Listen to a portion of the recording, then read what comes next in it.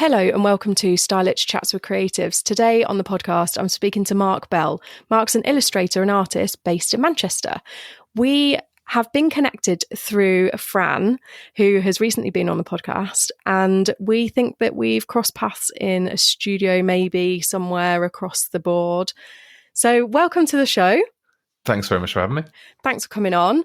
And we've just had a lovely little pre-recording chat about where we have worked before and art on your walls and all sorts of things. Beautiful memories. Oh, yes, they always are, aren't they?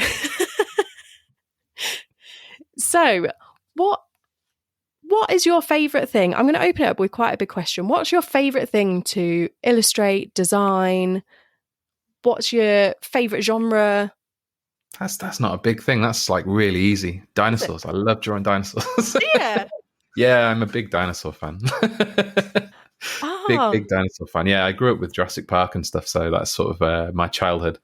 Yeah, so that's not such a big question. Oh, it felt like I thought you were going to come in like, I think I might like this and this, and you were like, bang, straight on. I love a lot of things, but yeah, like my number one, absolute love drawing, and I have done since I was 8, is dinosaurs. Yeah, so not some big sort of philosophical sort of yeah sort of thing. Oh, I love the creative space between. No, just dinosaurs. Dinosaurs, love it. So, did you start were you always interested in drawing as a kid?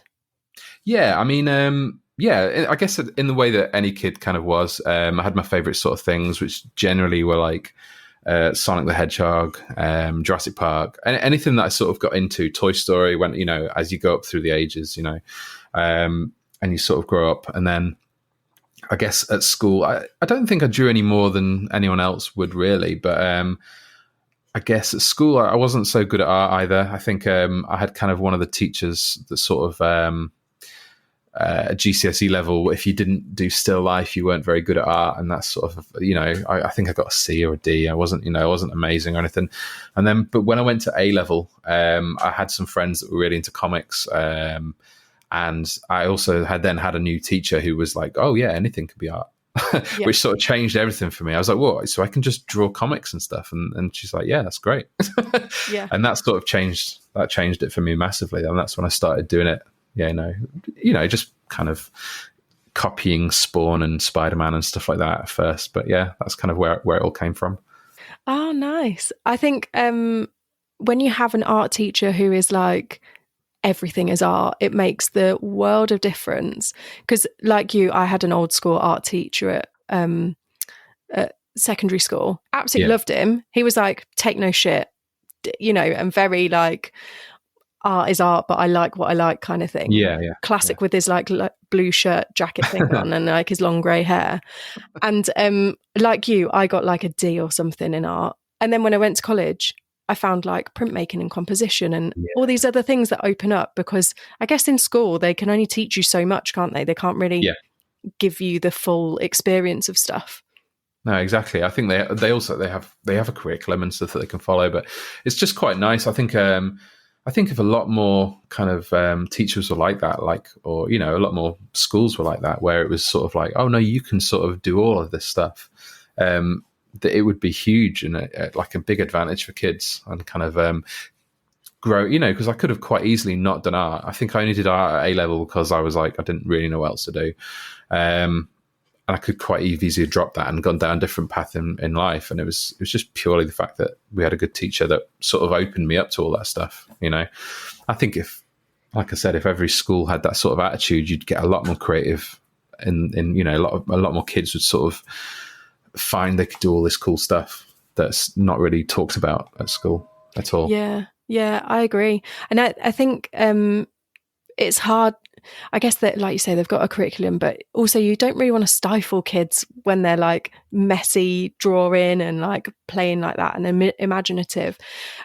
So did you study art in uni? Did you go to uni at all? I did. I went to university, but I didn't study art. I actually, at that stage, I sort of, when I was at school, I kind of got into animation. So, kind of went into the animation side of things. And yeah, I went. So I studied animation at university, and I was not very good at it at all. Like, I realized the type of animation I liked was plasticine. That's kind of like Yeah. your claymation stuff at your Wallace and Gromit. They were making us do a lot of stuff on computers, which was, I guess it was 2000, so it was very early. Like, computers weren't that great, and everything was a bit slow. But yeah, it was interesting. I think all I really got from university was the fact that I didn't want to do animation, and also I got some cool friends out of it. That I sort of joined a band. Actually, that's sort of, Oh, it does did feed you? into later life. But yeah, so I was in bands throughout my kind of teen years and stuff like that. And then when I went to university, I kind of instantly was like, I need to be in a band. Like, it's just what I do. So yeah, I sort of gravitated towards people that played music and stuff like that. And that's all I got out of university, really, if I'm being honest with you. Sort of, the idea that, I could play in bands and I got friends and stuff. And that was it. Moved down to London with no other clue after university, other than I knew I had a couple of friends. That was it. Yeah. Or bandmates, I guess. Yeah. It's funny how every creative that I speak to, their uni experience is so different. Some people like really love it. Some people like yourself, despite going and finding that you don't enjoy that, at least you've learned something from it, and gone, oh, okay, that's not the route that I wanted to go down. Sort of got life experience out of it, I think. So that's fine. And I think I was just at the very cusp of it not costing that much. Because I think university after my years, 2003 sort of time, it was, sort of expensive. There was, a lot of tuition fees came in, and it wasn't a couple of grand a year. It was like 30 grand or something. I don't know what, from what I hear. Yeah. So I think I just went because I didn't know what else to do. Like I said, I got friends out of it, so that's cool. Yeah. What kind of band were you in? It was punk rock. I was in a punk rock band, yeah. So big into punk rock when I was growing up. I still am. Like, that's, I don't know why I said that like it was in the past. No, I still listen to all that stuff. I've not changed musically at all. I still play with the same singer from university. I still play in the band with him. So, going on 13 years we've been in this current band. So Oh, that's cool. I mean, we're spread across the country now, and we don't play very often, and we don't really practice very often. And I think, three of us have kids, and like, so it's just, it's a band like once a year when we're like, oh, let's do that. That'd be fun. But yeah, at one stage we did tour around, and we did a little bit of, up and down the country and stuff. It was good fun. Yeah, it sounds good fun. Yeah, especially after, like, it's a good way to get to know people in uni and stuff as well, especially if you've all got a similar music taste, and it's another creative outlet, isn't it?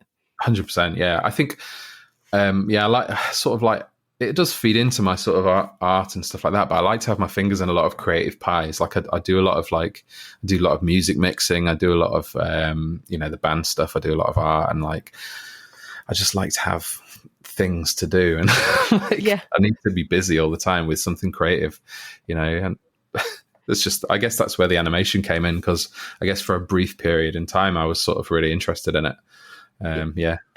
It's funny when you say about creatives having like lots of things to do. I've got like 2 or 3 stitching projects that are half finished, about 3 years old. Yeah. Then you're working, and then you're like, oh well, I'll do this, and then I'll do this, and then I'll do this, and then I'll go life drawing. I was like, really want to go life drawing once a month, and I've made it once in the past 4 months. Have you? I did that for quite a long time, because we've got a good one down around near us, and I think I went every week for must have been about 3 or 4 months, and then we started having sleeping issues with my kids. So I was like, well, I can't do that anymore. Yeah. It's like after 7 o'clock is a no-go for anything in this house. Still is, but yeah. Yeah, I really liked life drawing at college, and then I just didn't. I kept seeing classes, and I was just like, oh yeah, I need to go to that, and then work just takes over, or you get stuck in traffic, and by the time you've done a full day in the studio on your feet, like, oh god, the last thing I want to do is then go and socialize again. Yeah, no, that's exactly it.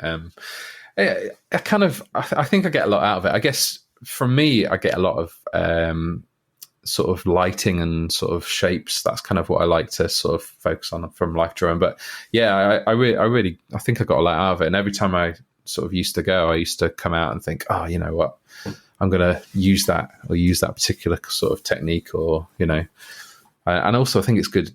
It's quite easy to work, like, because I work digitally, so I have a big Cintiq and that, and I do all the illustrations on that. It's quite easy to forget to, draw like normally, like with pencil and pen and stuff. And like, can't imagine like the amount of times I've been drawing and in the life drawing class, and my brain's just gone, oh, undo. Oh yeah. You sort of just reach for nothing because there's a rubber there, I guess. And like, oh, okay, can't undo that. It's weird. That's quite funny how your brain works like that. It's just gone into auto mode, like, oh, you're drawing, so it must be that you're drawing digitally. But, That's it, yeah.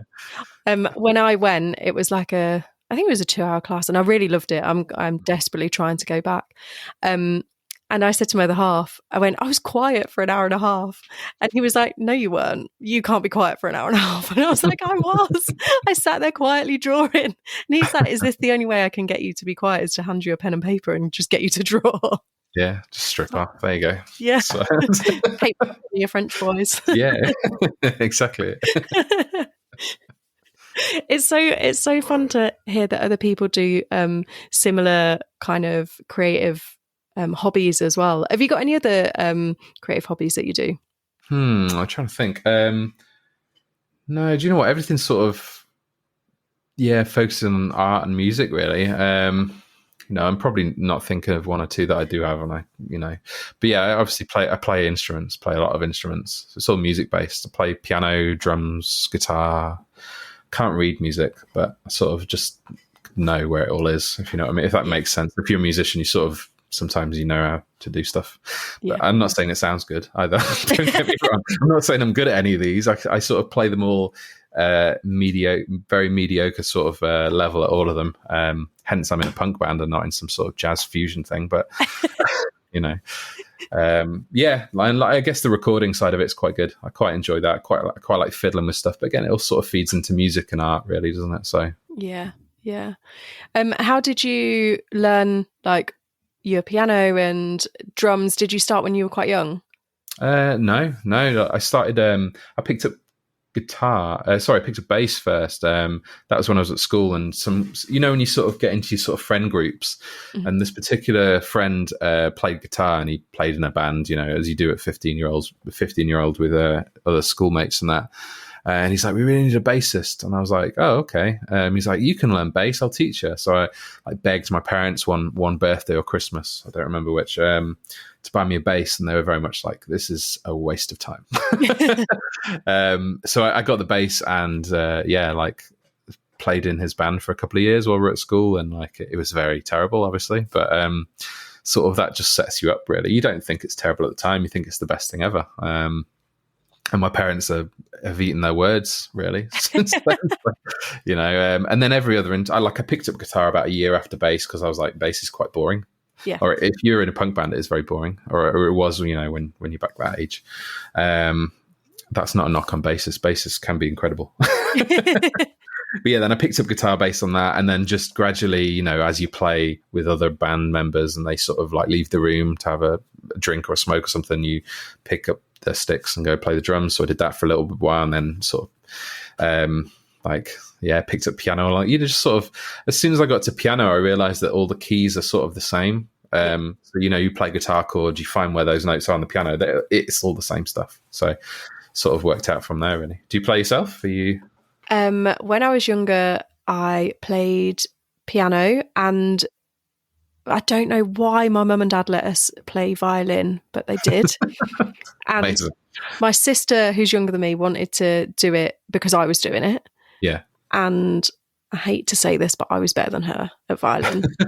And but then when I hit year 6, something like that, I was very young when I was playing it. I was like, oh, secondary school is going to be so stressful. But I kind of wish I carried on, because I think it would have been quite a cool hobby, really. Yeah, it's definitely a way to get rid of stress, especially playing drums or anything like that, where you can beat things, is brilliant. Yeah, we've got my husband plays drums. We've got an electric drum kit, and he forgets about it. Yeah. And he had sit and stuff, and now he's got there's a YouTube guy who does follow along brilliant stuff. So he'll sit and do that and just have a bit of a play.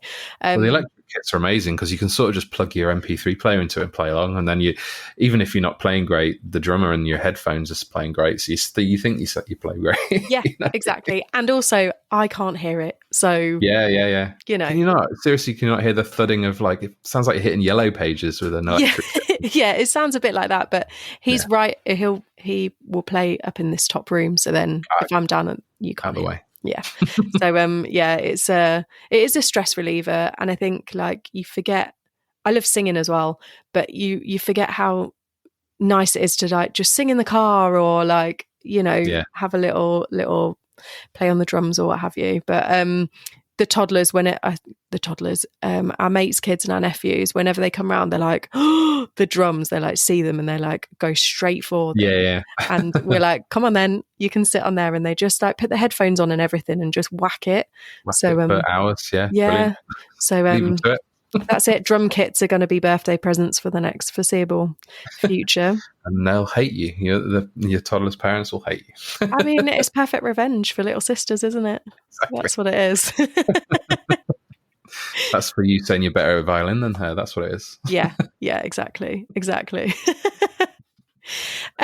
So how did you get to being a freelancer? Talk me through like after uni and your career up until now. Oh, yeah, okay.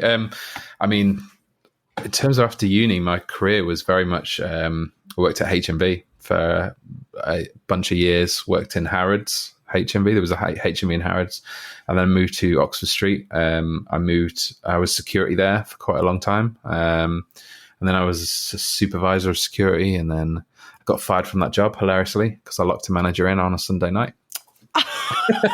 That was amazing. By accident or because they were annoying? Oh, by accident, but he was annoying. I'm not going to lie about that either.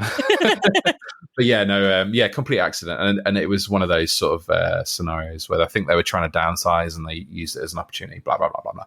And then I weirdly worked at Abercrombie and Fitch as a security, they call them like asset protection, where you sort of train up people how to spot thieves. And we had a couple of stores we kind of worked with and stuff.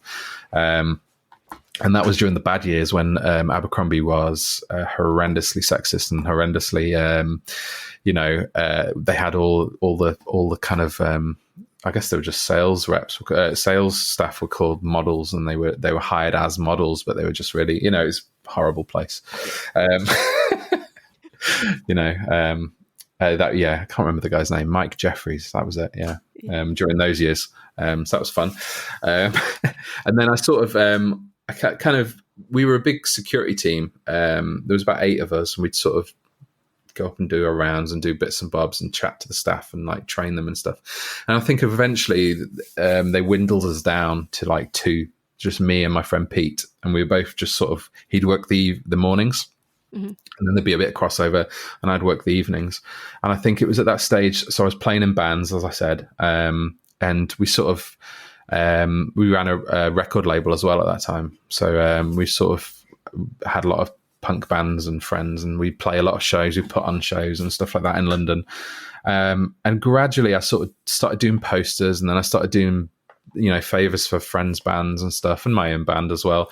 And then I think it's sort of around that time I got a lot of people asking me for design, so I started working on stuff. Had no idea how much to charge for them, and obviously I was working full time anyway, so I sort of just used to take my laptop and I used to have a little bamboo Wacom pad, like the ones they're like that size. I used to take that into work because we were left on our own in the office. I used to just, again, this is going to be a theme in this entire podcast, but just used to skive off work. I used to face the cameras at the door so I could see if anybody's walking down the corridor. Like a higher up manager or something like that, so I could give me time to put it all away.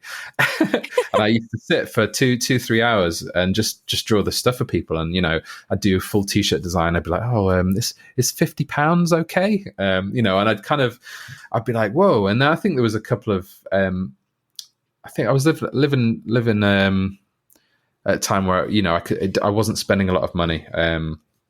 And I was like, okay, I'm just going to go freelance. So I went freelance at that point. I left Abercrombie, and I was freelance for about 4 years. And I sort of was making minimum wage-ish, a couple of months would be a bit more, a couple of months a bit less. And I sort of don't think I even really broke the tax bracket thing where I needed to pay much tax. It was pretty rubbish, really. Obviously, I had no idea of how to value your work or anything like that. But, I was pretty happy. All the bands I was doing stuff for were pretty happy. And I sort of got a bit of a name for myself around the punk scene as the illustrator dude that does punk designs. So I did that, and then kind of had a bit of a kind of a relationship all fall apart and stuff, and didn't know what to do with myself. And I kept having this job offer for TSG. Yeah. So and they sort of kind of was saying about, do you want to come and work as a designer? And the guy who had just moved from another company, and I'd done a lot of work for his old company. He was doing like sort of parody t-shirts. I'd done an awful lot of parody t-shirts for him. So yeah, after 3 or 4 times of him asking, I was like, you know what? I don't have a reason not to do this. So I think it was the space of about 2 weeks. I was like living in the bedroom of my best mate, who had a family and a kid. So it was like a weird guy living, like, obviously I knew them very well, but at the same time that was weird.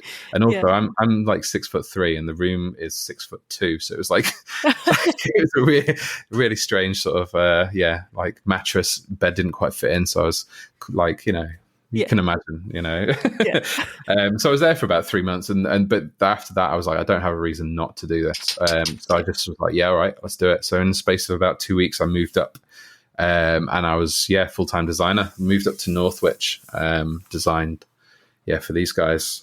So I was there for about 5 or 6 years, and then I gradually, over the time of lockdown, I'd sort of started getting into film posters and doing the artwork for that, and kind of stepping away from doing the punk stuff, which I'd not done for a while anyway, really. And then through that, I got a couple of pieces released with, I'm just trying to think. Warner Brothers got in touch because I entered a competition to do a piece for It 2, the clown, the horror film It 2. And there was a competition, but I didn't win it, but they really liked it, so they wanted to buy it anyway. It was something like that. So then they bought my piece off me. That went into a gallery, and then the gallery got in contact and wanted more work. So I'd done a few pieces through that.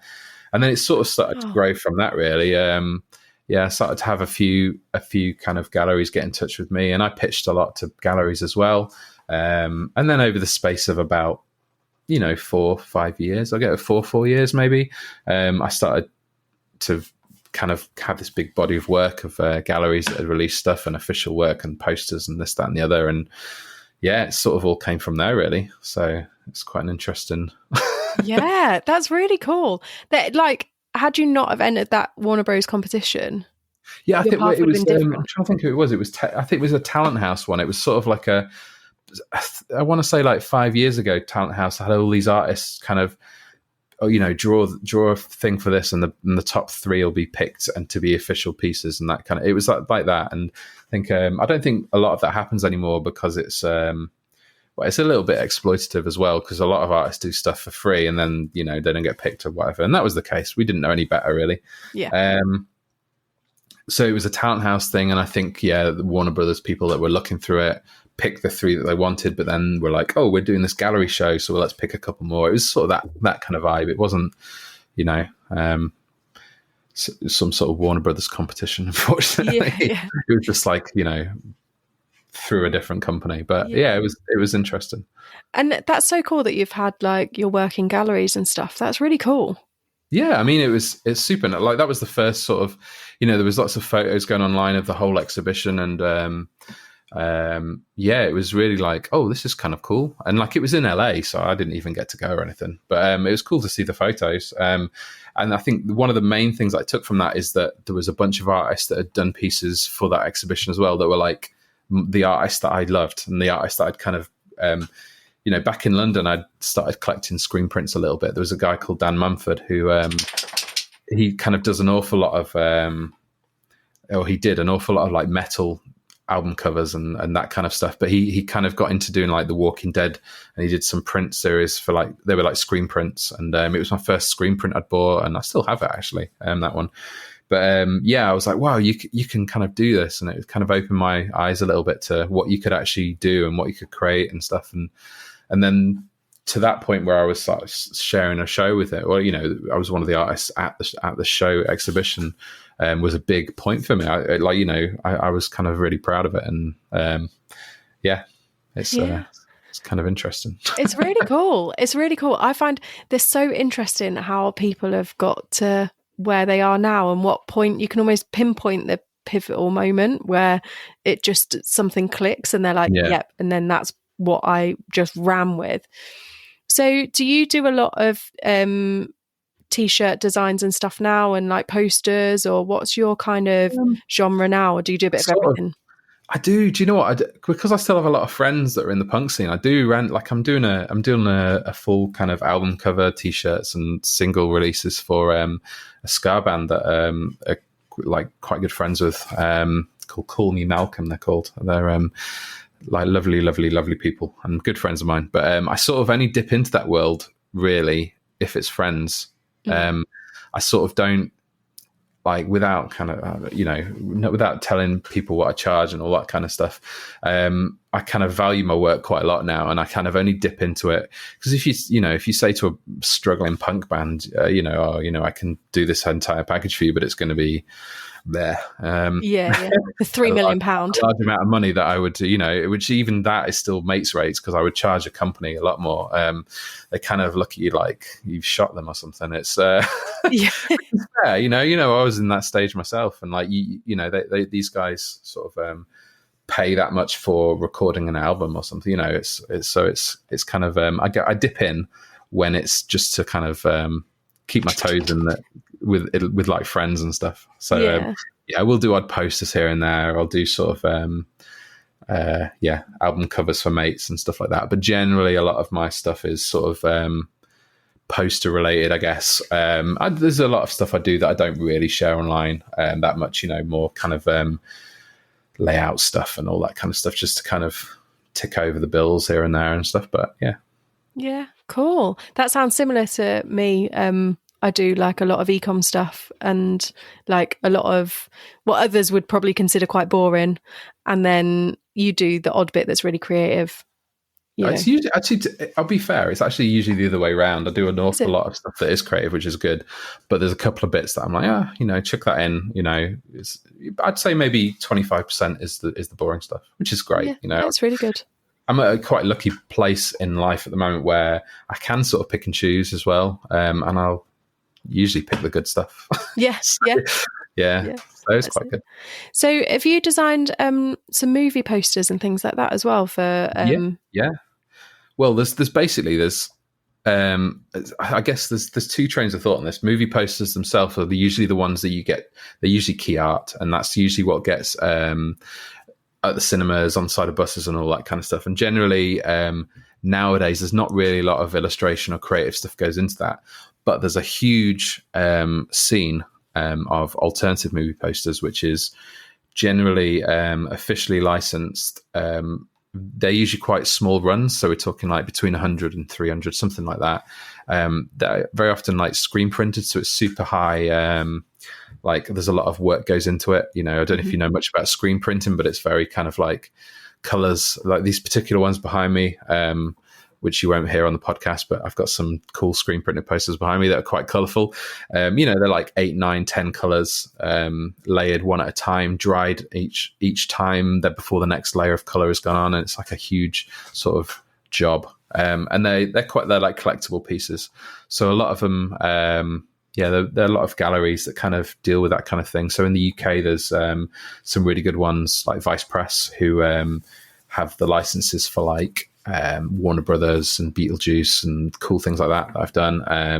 There's more art who do like Sega, and then there's the US ones I work with, who have a lot of sort of like Warner Brothers, Universal. They kind of they vary from gallery to gallery that kind of do this stuff.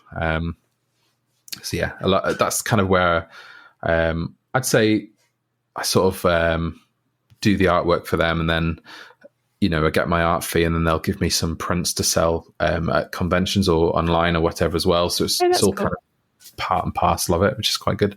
Yeah, that's really cool, because it's a different industry almost to what I'm doing. So it's really intriguing for me to hear like how it all works, Yeah. because it's not something I've ever even considered how it works. You see a collectible print and you're like, oh yeah, that's ace, that looks really cool.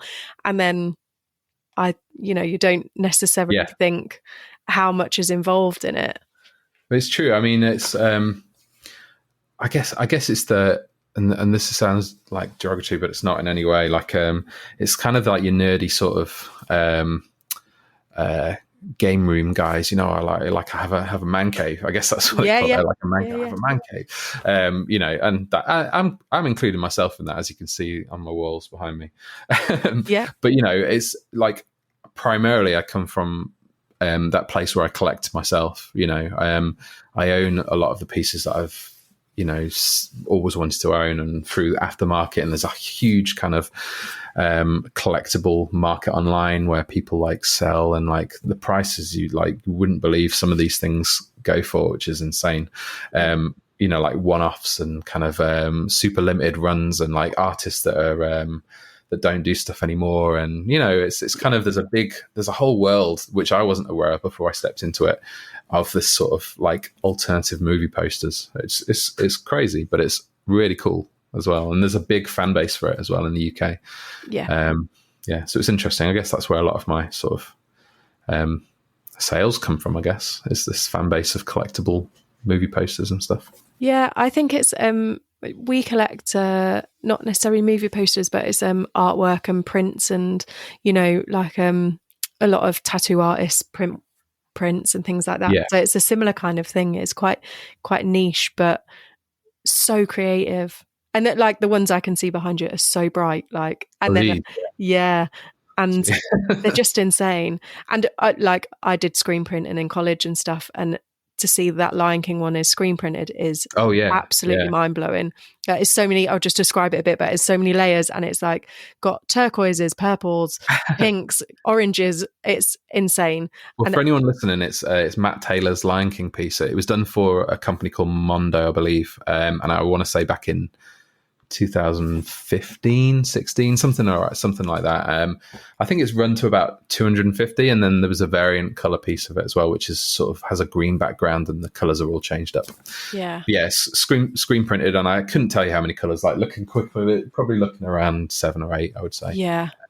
And like it's super, you go in close, like it's all like dithering dots and stuff like that. Because as you know, in screen printing, you can either print the color or not the color. There's no you can't do shades of that color in a screen print. It doesn't really work unless you use dithering dots or halftones or something like that. So I get super into screen printing as well. I think, well, that's kind of one of the good things about doing my own work is on top of that, I can separate the files for screen printing, which is quite a bit of I want to say it's a bit of a niche kind of thing to do, but it's super helpful. And I mean, to be fair, I've got quite a cartoony style, which always helps because you've always got outlines to stuff. But it's very like you got to work out what goes under what, and sort of like if the red's going on top of the yellow, you're going to make a bit of an orange thing, so you have to cut half the yellow out. And it's like there's a lot of that kind of stuff. Yeah, it's almost like problem solving, like a jigsaw. It is. It's like, it's kind of, I put it to sort of like half maths, half sort of like jigsaw making or something. It's really strange. But it's kind of cool. I like it. Yeah. I also noticed some of your Harry Potter bits looked insane. Oh, thank you. So it's a run I'm kind of halfway through at the moment, and I've just and in the process of doing the Goblet of Fire #4. So I'm a huge Harry Potter fan.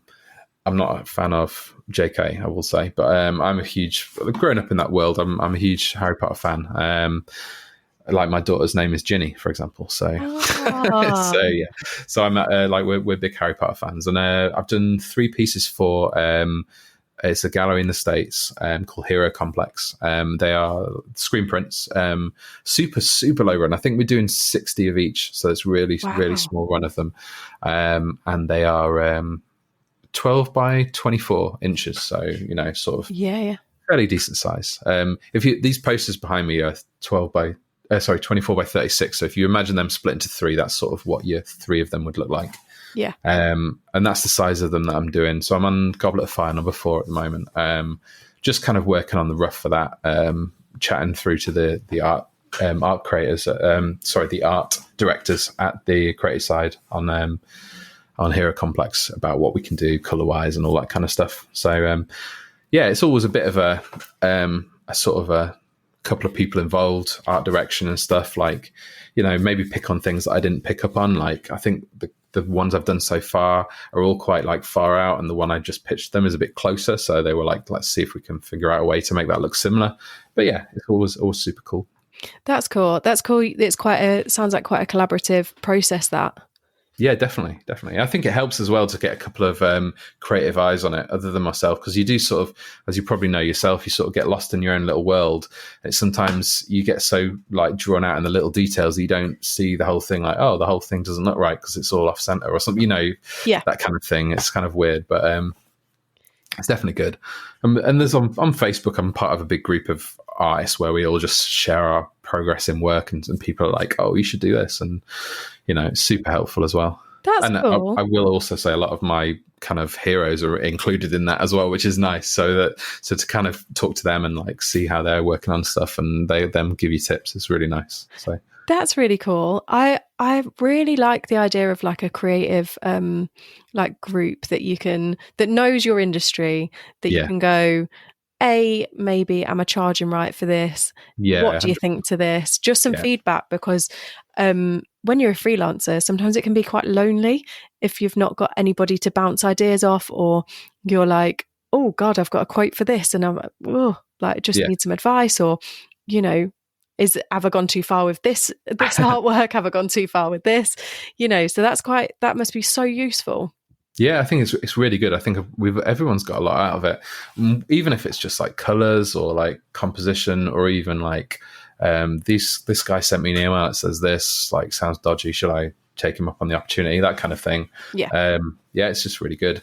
I'm trying to organize a little bit of sort of like a Zoom meeting, because like we're all sort of, like you said, we're all sort of freelance creative types who are prone to just sitting in our little dark room, not talking to anybody other than either our significant others, or even not, if we don't have one, dogs, animals, whatever. So just to sort of get our little chat on. Yeah. And like you just bounce ideas, and it's nice to chat to other creatives who are going through the same stuff as you. And like, I always find that useful when, like, the beginning of this year when work was a bit quiet, and I just would put a little like Instagram story out and was like, is anybody else like literally shouting into an empty cave at the minute with work? And everyone was like, yeah, me too. And I was like, oh, thank God, it's not just me. I've not just talked the hind legs off of everybody I know. Lost my touch. yeah Exactly. So it's really that's really like good. I really think it's something that can be really beneficial, and especially if you've got, like with my side as well, is like going to studios and all pitching the same price, or all pitching the same quality of work, and it makes life a bit easier, because nobody wants to undercut anybody or like show anybody else up or things like that. So I think it's quite important as well, because there's like, we all sort of kind of were starting up and doing it, and we all weren't sure where to price ourselves, or and it's super easy as well if you're not using it as your actual income, to sort of go in with a bit of a lowball offer just to sort of get the job, but then at the same time, there's a whole thing. it really is. So how was lockdown for you? Because I know every creative has got a different story of how lockdown tracked them. I personally ended up down the allotment for a long time, and the old guys were telling me off about planting my carrots too thickly together and all sorts of other things. Alice, I know where these carrots go. I'm sorry. Yeah. Honestly, it was like a whole nother workplace, that allotment. It kept me sane though. So how was your lockdown? It was relatively good. Like, so a lot of personal things happened in lockdown for me. So just before we went into lockdown, a couple of months before, kind of met my now soon-to-be wife in a couple of weeks. So I guess through lockdown, we got to the stage where we're like, well, we really like each other, but shall we just bubble together and see what happens? So we just we obviously stayed in our own houses, but like it was totally naughty, I guess, to transfer from one to house, but we weren't doing anything else. So we were just going from one house to the other. yeah, so that's kind of, it made our relationship, I guess, because we pretty soon realized, if you spend a lot of time with somebody, you soon realize whether they're right for you and stuff. So that was super good. Work-wise, I was kind of employed throughout that. And I think, I sort of used a little bit of the time to my advantage to get some of my own work done. And sort of, started to build a bit of a name for myself. So it was in those years really that, and after, I guess, when, when we came out of that I sort of used to my advantage to kind of create some of my artwork to kind of build up my portfolio, I guess, and start bringing in the jobs and that. So it sort of worked. Yeah. I think it was after lockdown. I think there was a thought bubble, which was the first one that was after lockdown that I attended, and I think I did Thought Bubble, and there was a couple of months after that where I made more than my job, and I was like, that's what made me quit, basically, because I was like, I don't know what I'm doing. If I'm making more in my actual, in my kind of illustration stuff than I am in my other work, why do I want to do that? Yeah. So that was the big turning point for me, really. Yeah. So I guess lockdown was horrendous, and it was bad for a lot of people, and obviously a lot of people lost a lot of things going down dark route here for a nice chatty podcast. But I guess for me it was quite positive. Yeah. Sorry. No, don't apologize, because I think everybody had a different time in it, and we can only, hopefully we never get anything like a pandemic again, but we've all come out of it different people, and whether it be like positive or negative, you've got to take what it is and learn from it, I think. And that's so great that you were able to use that time to then build up your portfolio, because I think there's a lot of people who try and have a side hustle and then their full-time job just takes up too much time, and they don't ever get the wheels in motion really to get going. It's true. I mean, it's like, I have a lot of friends that kind of have the same kind of problem. They want to get into this side of things and they just don't have the time to do it. And it's unfortunately I haven't got a solution, because I sort of cheated, I feel, in a way. But, what can I say? Yeah. But it's that thing though. Like when I went freelance, I literally left with a few £100 in my back pocket and just went, fuck, I've got to get on with it. And how lucky that the stars aligned for you, and you were able to do it while you're working as well, and had the time to be able to do it, because it's a really lucky position to be in, and I think it's done you well. It is. And I certainly don't I don't sort of take that lightly as well, like kind of the time that I had there, and kind of and the bosses I had as well that sort of let me do it a little bit. So it's I don't take any of it lightly, and I certainly know how beneficial that would be to people, and sort of put me in a bit of a privileged position, really. So yeah, I think it's hard going self-employed, and I often get questions, you probably are the same, from people who want to go self-employed, and then they go, so how did you do it? And I'm like, I'm still flying by the seat of my fucking pants. It's kind of weird. I always have this, I sort of have a bit of a love-hate relationship with it all, really, because I'm not very business-minded at all, and I'm quite lucky in the fact that most things either come to me, or I sort of I'm sort of know the people now. I think networking is a huge part of it all, obviously, but I'm quite lucky that I can sort of go to these companies that I know with a bit of a pitch if I'm thinking, I really want to do this, and I'll sort of do a bit of a rough and be like, what do you think to this? And sometimes they'll be like, nah, that's not going to work at all, or sometimes they'll be like, that's cool, let's get on with that. And I sort of have this thing where I get through the month and I'm like, like I've got a couple of months, work in front of me. I know that, but what's after that? Like, I'm not going to have nothing. Like, I don't, and then all of it, it'll get to sort of, another month on, and then a bunch of stuff will come through the email, and I'll be like, okay, do all that. But I'm still in the same place. It's a bit of a weird kind of place to be in, freelancing, really, because you don't have a full year's worth of work in front of you. I don't think anybody does, unless you're super, super big and famous and all that kind of stuff. But then the flip side of this, and this is what I tell everybody, like, and like it's happened very, very recently with a bunch of my friends. You're only really, a week or two away from potentially a company you work for just going, oh, do you know what? We don't need that anymore. Like, sorry, Yeah. you're not in anybody. You're almost better to be in your own sort of hands. So, if you're going to, where the problems lie ahead, rather than just it, suddenly coming out of nowhere and you're suddenly redundant, or something like that. It's a horrendous place to be in. But yeah, I agree with you, and I think like this week for me has been a roller coaster in a similar kind of sense. Like years ago, I used to get booked 2 or 3 months in advance, and now I'm lucky. I've got a couple of bookings for September, so that's quite lucky that they've come in already. Yeah. But this week I didn't have anything booked in. Then the Friday just gone, somebody messaged, can I have you Monday? I was like, yeah, sure. Then on Monday, someone was like, can I have you Tuesday? Then on Tuesday, someone was like, we need to go London to do some prop shopping. Yeah. You're coming on Thursday, Friday. And I'm like, oh my God, my head. Yeah. Yeah. And like, it's so hard. And my other half is like, should we have Thursday, Friday off? Because he's off. Yeah. And then I was like, I'm so sorry. And then one of the assistants that I work with at one of the studios was like, I'm starting to think that your husband is not even real, because every time we offer you work, you say yes and say like, oh, well, I'll have time with my husband when it's quiet. It's mad. Yeah. It goes crazy. And then like you'll have a couple of months where you're like twiddling your thumbs thinking that, you've done something wrong, and actually you haven't.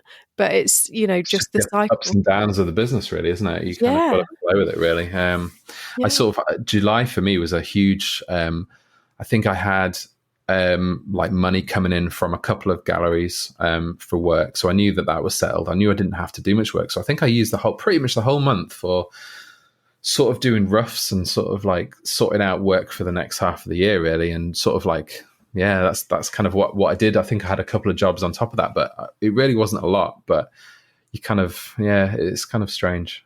Yeah. It's a weird world. Yeah. And I think, like you say, when most creatives that I chat to aren't particularly business minded, but we kind of get thrown into it.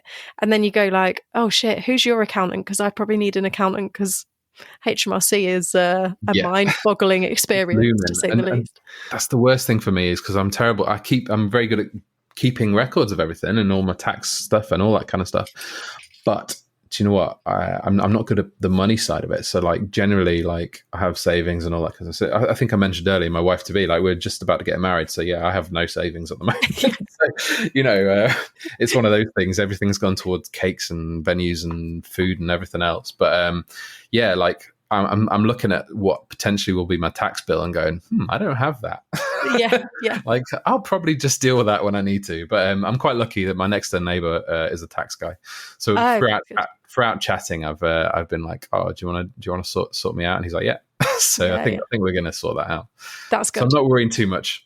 Yeah, that's good. I think like I messaged my accountant and was like, so this is a problem. Like I've not worked as much, and obviously, like when you don't work as much, you don't have as much money spare to save for your tax. Yeah. So she was like, right, let's sort this out.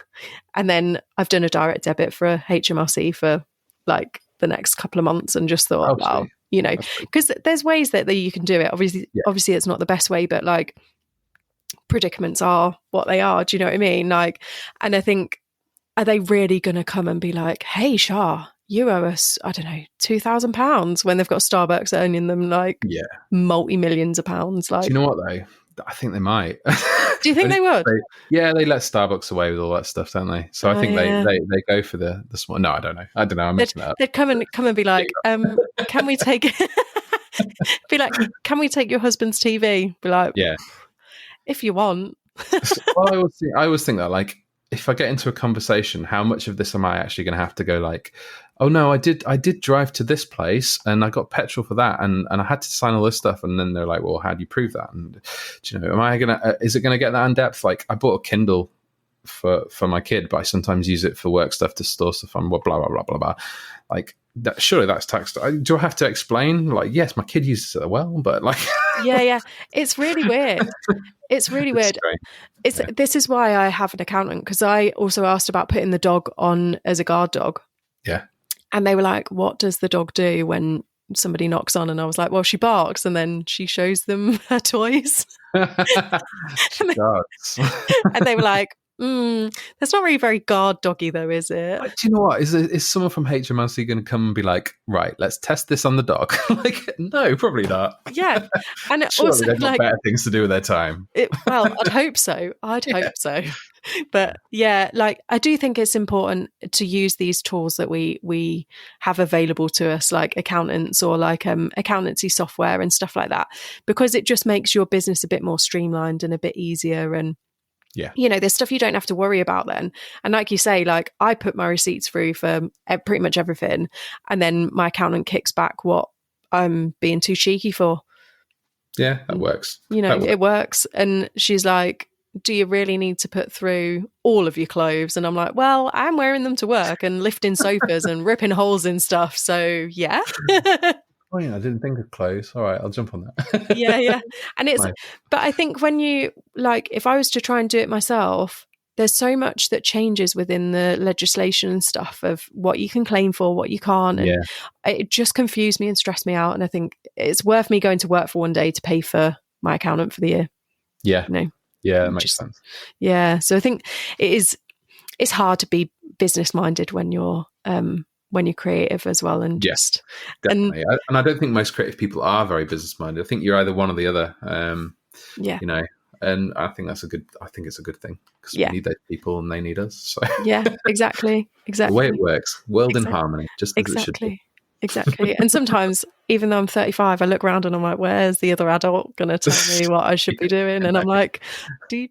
There's no other adult. And I'm like, oh, shit. Now I've got to deal with this. Means I can eat cake at 7 a.m. Yeah. Yeah, exactly. I've got another question for you. Right, go ahead. You answer it however you want. But what inspires you? That's a good question.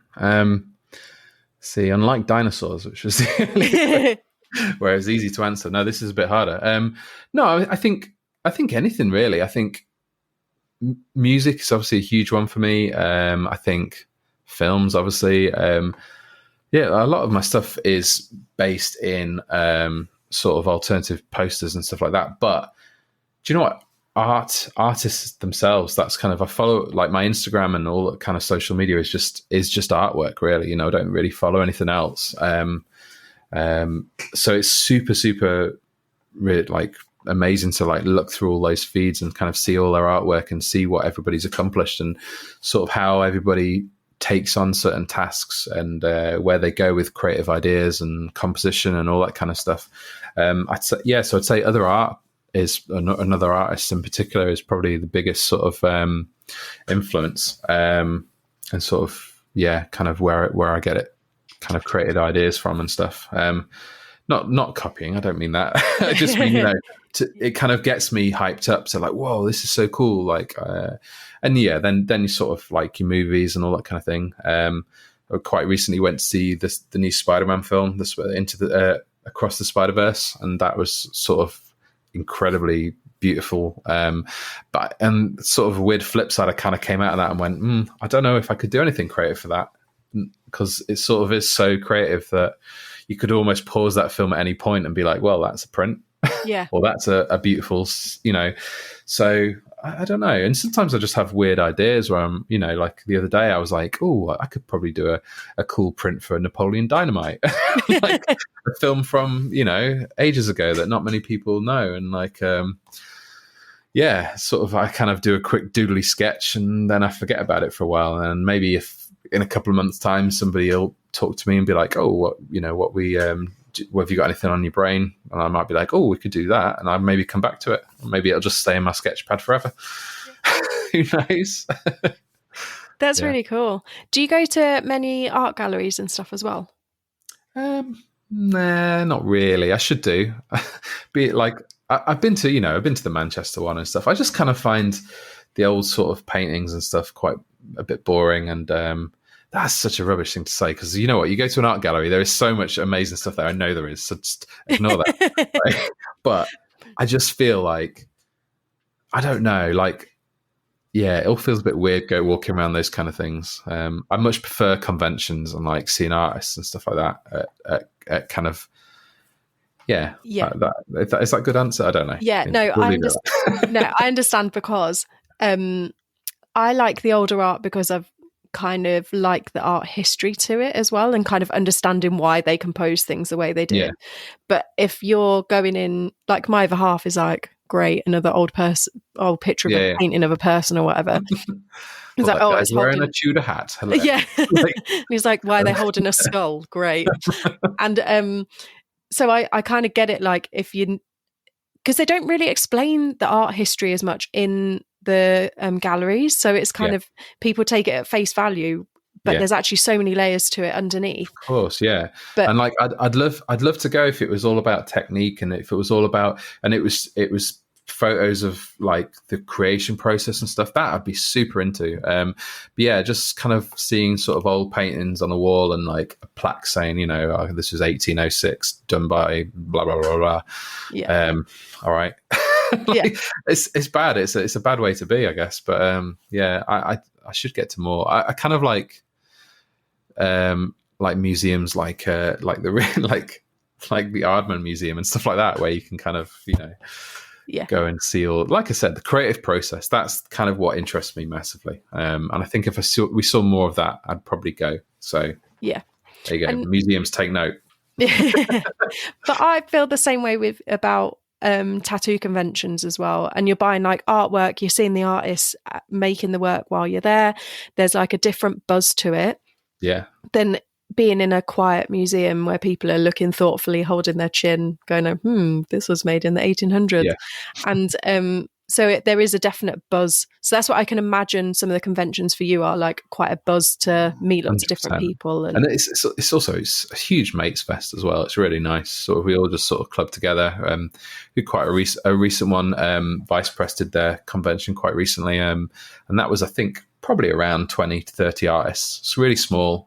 Sheffield convention, but tickets were sold out, and it was all the artists did really well. And then we all stayed around and had a meal afterwards and drinks. It was just super nice. Oh, nice. I get more out of that than I think I would do like an art gallery or museum or something like that. Yeah, Just sort of yeah. Yeah, I get it. There's a big exhibition on in Manchester at the moment, isn't it? And it's like a big crazy. It's like bright colours. Is it about Egyptians or no? Is that something else? No, something else. There's like a big one where it's like inflatable things, and it's like bright colours. And I can't remember. This is so bad of me, but I can't remember the artist. But there's like a big inflatable doll and stuff. And I was like, when I first saw it advertised, I was like, oh yeah, that looks really good. And now I've seen everybody has been on Instagram. I'm like, well, I don't need to go now because I've seen. Yeah. Like kind of the problem of social media, I guess, in a way as well. But, yeah, and the same with like that Van Gogh thing, immersive thing. I did actually go to that. Yeah, I did. Yeah, I didn't really get a lot out of it because everyone knows his work, really, and everyone's seen a bunch of his paintings a bunch of times. I mean, it was interesting learning about him, but I think everybody was more interested in that sunflower room where it's just a bunch of fake sunflowers and everyone's taking selfies in it. I was just like, why? That was the shittest bit. It was crap as well. I walked through and it was it's as big as this room I'm in. And I was okay, right. I was like, I could have done better than that. Yeah, it looks like there's more because of the mirrors. Yeah. It was so bad. But like, same as you, like I liked watching all the like videos on him and like that kind of the history of him. But it's not something I'd do again. If there was like another immersive one on like Picasso or something, I wouldn't do it again because I don't think I got enough out of it for the cost of it as well. I think if I remember rightly, I think we took Ginny. She was really young, so she was like sleeping through it. I think we were like, oh, that'd be something cool to do, and it'd probably be quite colourful and stuff for her to see. And I think that's the way we looked at it. Yeah, like, I think it was, and I think she slept through most of it, and we were like, "Oh, right. Oh, he died there, did he? Okay." It was sort of like that, Yeah. It's a funny one, but I think look at us just shitting on like probably what people would argue is one of the most influential and like best known artists of the world, and we're like, "Fuck that guy." Well, Sunflower Room should have been bigger. I'm not suggesting that his work was particularly shit, because I quite liked his work, but like it's just the actual exhibition was just a bit meh.